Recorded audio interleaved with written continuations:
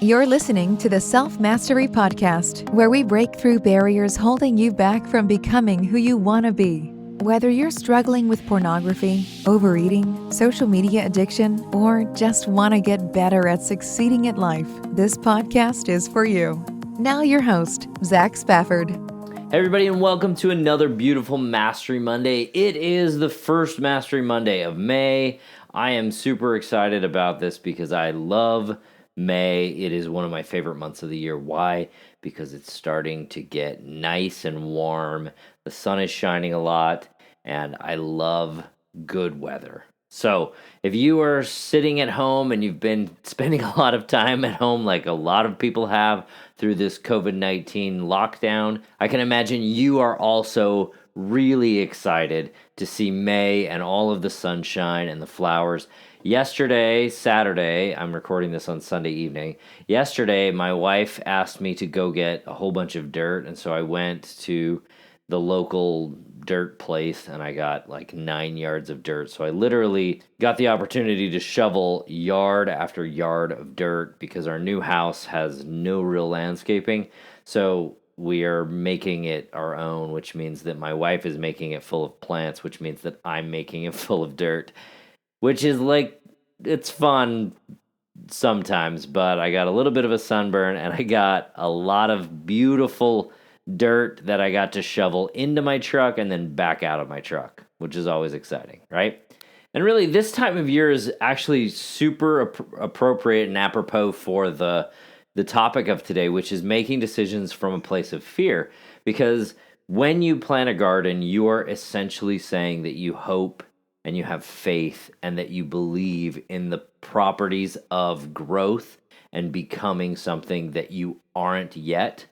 You know, you plant a seed in the ground and it is nothing. And then all of a sudden, a couple of months from now, with proper care and proper feeding and all of the things that come along with a garden, weeding and dunging, as I don't dung. I let my wife do all the dirty work, right?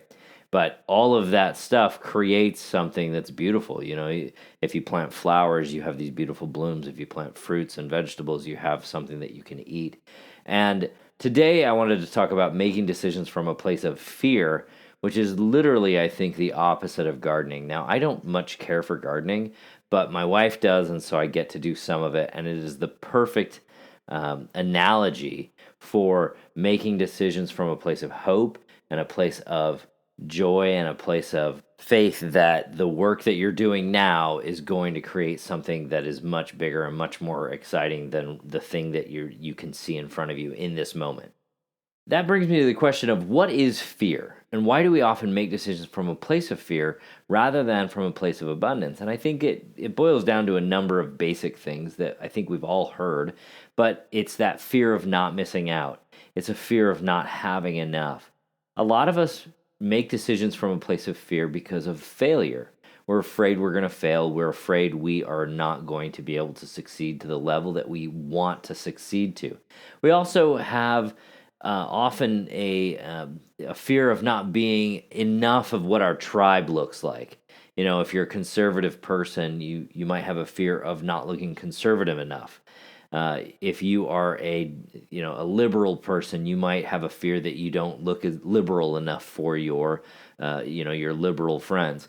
Whatever your politics are is not really relevant, but we often have this fear of not being enough like our tribe. I think that's one of the reasons why you go into certain neighborhoods in the world and you have the Joneses and everybody trying to keep up with them, because this is what your tribe looks like. Now you have to kind of look like that as best you can. That's what we do. And when we don't do that, we have a fear that we're not going to fit in. So maybe that's really what it is. It's a fear of not fitting in, which is a huge component of why people, make some decisions that they aren't really proud of, that aren't really reflective of what they believe is the best way to behave in a given situation. Which brings me to my next question, which is, what's the difference between caution and fear?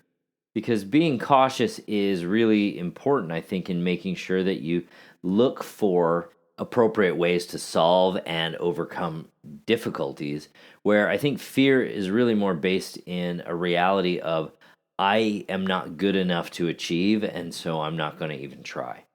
Which I like to call that failing ahead of time. A lot of people get into this position where they look at a problem, they look at an issue. I actually coached a woman the other day, and I said, what's holding you back from losing this weight and continuing down the path that you had already started on? I think it was a year and a half ago, and then stopping right at Thanksgiving and not getting back on the bandwagon, not getting back on the boat until now it's May. And I think I've been coaching her for about 3 weeks. So 3 weeks ago. And really that was failing ahead of time. Her thought was, I just pushed too hard. And then when I asked her, well, what do you make that mean? What does that thought mean to you? I just pushed too hard. This was her response. These are her literal answers. She said, I didn't meet the goal that I wanted to. I failed. I'm not strong enough. I gave up. I was doing so well. I'm never going to get back. Well, when I listened to those answers, I failed. I didn't meet the goal that I wanted to, which is essentially I failed. I'm not strong enough, which means I'm a failure. I was doing so well, which means I failed. I'm never going to get back, which means I failed. And every single one of her thoughts that was, surrounding this one thought, I just pushed too hard, was I failed and I'm a failure. Well, the really interesting part of that is that the actions that she put into place with those thoughts were she piled on shame, she ate whatever came along, she ate junk, were her words, and she was too busy to exercise and follow her meal plan and do the right cooking and all the things that come along with having a healthy diet. And she made excuses. All of those things that she did were direct result of her thoughts, which meant that she stopped progressing and she failed ahead of time. Even though she was well on her way before she had stopped progressing and started to believe this thought of it's just not sustainable, which created a reality for her that it wasn't sustainable, and then she failed ahead of time. Where when we make decisions out of caution, we're making decisions after having weighed the facts and giving ourselves an appropriate amount of time to make a decision, but not carrying on forever and ever, wondering if there's just one more angle that we need to look at, or if we're digging into another level of this problem so that we can feel like we're doing something, but in reality, we're just over researching something that just needs a decision made on it, right? So you see those two contrasting realities: setting a timeline, doing your best research, and then making your best decision, versus just digging and digging and digging until you've exhausted all information and you still don't know what are you going to do. A long time ago, when I sold cell phones, I had this client, he would come in literally once a week, and he would look at all the phones, and he would ask me all the questions, and he'd be like, well, what does this one do, and what does that one do, and why does this one have this feature, and why is that feature important, and why is that feature better than this feature, and why would you want this phone over that phone? And he did this for, I think, 6 months. And every single time he would come in and he would look at new phones. And it wasn't like there was anybody, who was saying, hey, you need to get a new phone. But he wanted a new phone, but he just could not make a decision. And that guy was living in fear that he would make the wrong decision. And what I like to tell people, especially when it comes to, overcoming your pornography use or stopping overeating, is going forward and making a decision and sticking with that decision and owning that decision is much, much more empowering and much more important than making the absolute right decision. Which brings me to the next question that I often talk about when it comes to fear, which is, what is it about making a decision from a place of fear versus abundance that makes our lives better or worse?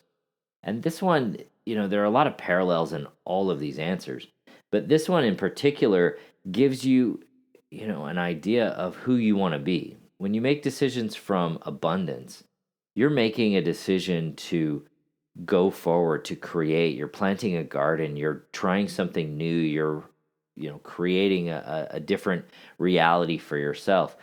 You're becoming the person that you want to be slowly. Whereas when you make decisions out of fear, based in fear, and by the way, not making a decision or, sitting back and watching the world go by as everybody else makes their decisions, that's also a decision.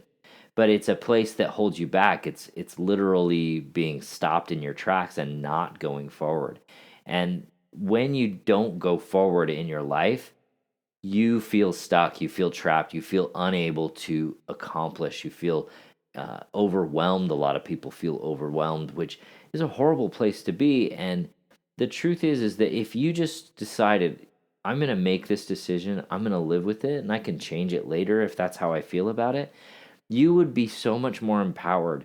And you would also be more willing to try new things because you're going to learn things along the way. And whenever we have an opportunity to learn and we own that opportunity to learn and we do our very best to assimilate all of the good information that comes into our lives and tell ourselves the stories that serve us the best, then we grow. Then we become closer to the person that we want to be rather than being stuck and waiting for life to happen to us or happen for us. We stop worrying about whether or not all of a sudden somebody's going to hand us the job that we want. We stop worrying about whether or not we're going to succeed at overcoming our pornography use. We stop worrying about whether or not we're going to lose the weight that we need. We just put together a plan. We execute on that plan as best we can. And then all of a sudden, things start happening around us. And it may take a while. Overnight success is not usually overnight. It usually takes a lot of effort and a lot of upfront time to get to where you want to be as you learn the nuances of being an expert at whatever it is that you are trying to do. Even if being an expert is just you trying to be good at having a healthy body, you're going to have to take time, you're going to have to take effort, and you're going to have to make decisions along the way that drive you in the right direction. One of the questions I like to ask my clients is, a lot of people operate from a place of fear. I don't want to tell my wife because I don't want to try this new thing because I'm afraid that I might fail. And not everybody says it in those terms, but a lot of what we say really surrounds those terms. But one of the questions that I like to ask my clients is, if you knew this was going to work, what would you give up to get there?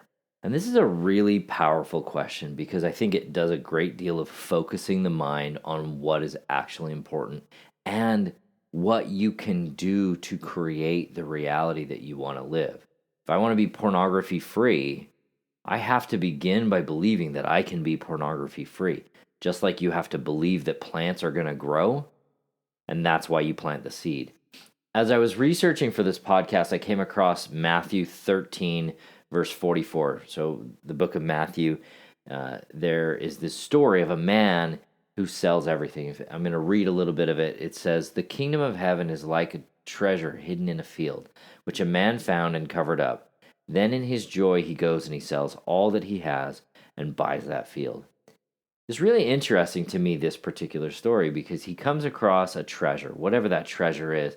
And I think we could all think of that treasure as the thing that we most desire in terms of the goal that we want to achieve. And as we look at that thing and we say, okay, what's it going to cost to actually make that happen? Now, this guy, he sold everything that he had. He says, I'm going to go and buy this field because I know that this field has greater riches than I could possibly have with all the other stuff that I own. And this verse tells a lot in a very short period of time. It says, in 2 sentences, basically, it tells you the whole story. This man, he finds something of extraordinary value. You might call it a pearl of great price, right? And he has joy in that thing. He sees it. He feels the joy in what that thing is. But here's the really interesting part about that, right? He feels joy about this thing before he even owns the field. When I work with my clients and I'm helping them understand how they're going to get to the place that they want to be, one of the things that we do is we work on understanding what feeling it is that they will feel when they achieve that target, when they accomplish the goal that they want to accomplish. Why do we do this? We do this because our actions are always predicated on how we feel. So if we can feel the feelings of our future self and feel how that feels, we will act in the way that our future self acts, which will drive us towards the goal that we want to achieve. And this is exactly what he did. He went and he bought a field based on a feeling that he had. He sold everything that he had, which is that interim step, right? When you're trying to overcome pornography, it's feeling your feelings. It's observing your thoughts. It's not judging yourself. It's processing your urges. That's the part that he's doing there when he goes and he sells everything that he has. It takes time. It takes effort. I'm sure he probably found that he wasn't selling certain things for as much as he wanted to sell them. And he might have probably gotten discouraged in the process thinking, how am I going to get enough money to buy this field? It's a valuable commodity even without the pearl of great price, the thing within the field. So that's the process that you go through, right? If you're trying to lose weight, it's the same thing. It's processing the urges, it's understanding the meal plan, it's choosing to put that meal plan on the calendar and make it happen every single day. And then you get to buy the field, you get your goal. But in the meantime, you're going to want to feel the joy that comes from the process of achieving your goal. And every day you're not going to feel the joy. I'll be honest with you. Every single day is not going to be that day where you're like, yes, it's amazing today. Some days it's going to be discipline that you feel. Some days it's going to be discomfort that you feel. Some days it's going to be diligence that you need to feel. But every time when you go back and you think, what's it going to feel like when I have this field, when I have possession of the pearl of great price? That's the feeling that I want to feel, and that's the feeling that I'm trying to create in my life on a regular, more permanent basis. That feeling will drive the long-term actions that will help you achieve that goal. And by the way, that guy who went and sold everything that he had, nothing in the text tells us that he was, fussing and worrying and in fear of someone else discovering the thing in the field before he went back and bought it.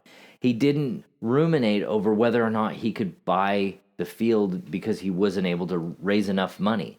He went and he did, and then he bought the field because of the joy that he felt. Now, some of you might say, well, you're just making this up, right? You are just deciding to feel joy even though there's no actual reason because your behavior is not the place that it should be, or you're not as good as you want to be. And I think that's a really interesting thing because when we choose to make decisions out of fear, we're contriving our reasons just as much. I'm not going to achieve this. I'm not good enough to do this. All that same stuff. There's actually some interesting research out there. And my friend Dave gave me the book, The Art of Possibility. He actually loaned it to me. And twice now he's told me that he definitely wants it back. So Dave, I'm reading the book and I'll give it back to you as soon as I'm done. But it talks about the experiments with people who've suffered from lesions between the two halves of their brains, and those have shown that when the right side is prompted, say, to close a door, the left side, unaware of the experimenter's instruction, will produce a reason as to why he's just performed the action, such as, oh, I felt a draft. It's all invented. So we might as well invent a story or a framework of meaning that enhances our quality of life and the life of those around us. I don't really know how the experiment was conducted, and it's like possible that they were giving some visual cue to one side of the brain or a physical stimulus to one side of the brain that would only show up on that one side of the brain, and then the other side created a reason. I don't know how that worked, but what I do know is people like to tell themselves stories. And when we tell ourselves stories that create fear and that are from a place of fear, we are holding ourselves back. And when we tell ourselves stories and when we find reasons and we find compelling arguments and tell ourselves the interesting things that drive us forward, that actually help us make decisions from places of love or places of joy, then we get to have those feelings in our lives more often and more fully, which is an important component of becoming the person that you want to be. Because feeling how you want to feel is essential to being who you want to be. And when we make decisions from fear, we are not being the person we want to be. I've never met anybody who makes a decision based on fear that really felt like it was the absolute best decision and that they are coming out of it on the other side, the person that they want to be.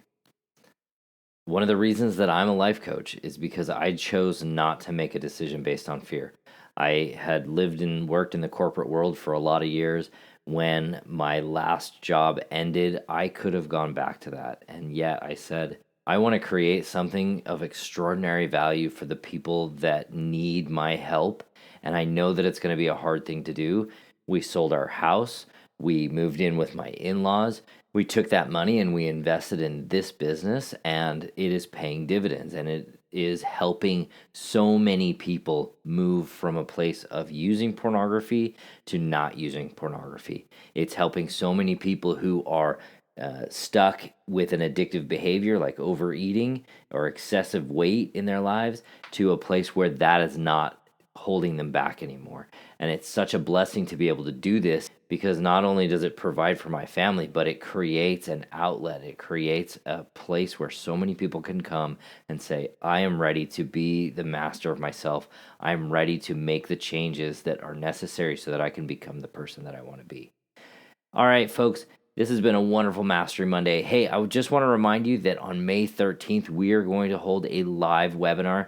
Darcy and I are going to be side by side answering your questions, and you are going to get to ask all the questions that you want. I'll even coach somebody live if somebody's willing to volunteer, and we will talk about the secrets to helping your spouse overcome pornography use. So go to my website, go to free call on ZachSpafford.com, or you can just type it in, ZachSpafford.com/free call, and you can register for that webinar.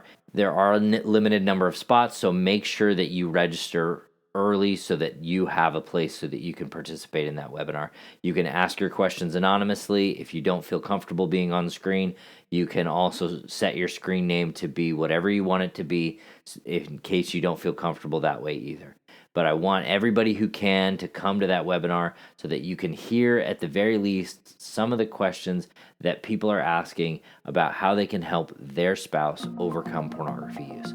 Thanks for listening, and we'll talk to you next week. Hey, thanks for listening to the Self Mastery Podcast. Every day I get requests from people who are looking to change something in their life. If that is you, if you need help overcoming your addictive behavior like pornography use, sign up for a free mini session at ZachSpafford.com/workwithme. That's ZachSpafford.com/workwithme. I'll put a link in the show notes for you to follow. Also, it would mean the world to me if you were to leave a review for us wherever you get your podcast. It'll go a long way to helping others find us. Thanks again.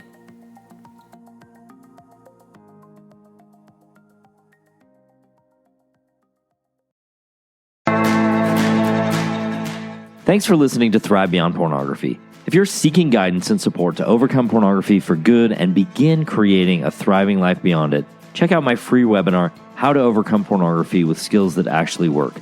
You'll learn practical, proven skills guided by an expert coach who has personally overcome pornography. Whether you're getting started for just yourself or along with your spouse, Darcy and I can teach you the tools that will help you put your life on the right path for you. Be sure to check out the show notes for a direct link, and if you could take a moment to leave a review wherever you listen to podcasts, it would mean the world to us. Your reviews play a significant role in helping others discover the show so they can join us on this transformative journey. Thank you for being part of the Thrive Beyond Pornography community. Until our next episode, stay strong, stay focused, and keep thriving.